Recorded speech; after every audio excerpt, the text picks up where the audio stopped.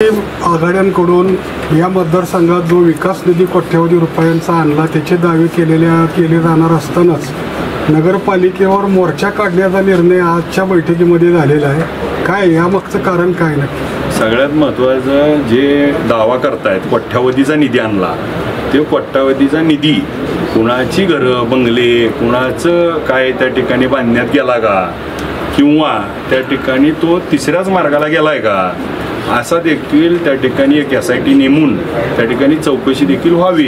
कारण पंढरपुरात आपण कुणालाही विचारलं किंवा तुम्ही देखील पत्रकार बंधू आहात, आम्ही देखील फिरतोय, धुळीचं साम्राज्य आहे, आज गहाण आहे, पाणी मिळत नाही लोकांना, आज अनेक प्रश्न त्या ठिकाणी आहेत। मग यात्रा काळातला निधी असेल, अनेक नगर उत्सवांमधून निधी आलेले असतील, हे सगळे निधी जातात कुठं, आणि मग त्यामध्ये होत असणारा मोठा भ्रष्टाचार अपहार त्या ठिकाणी या निवडणुकीचा मुख्य मुद्दा देखील असेल। आणि ज्यांनी सत्ता केली, ज्यांनी हे सगळं वाटतंय, त्यांनी याची उत्तरं दिली पाहिजे।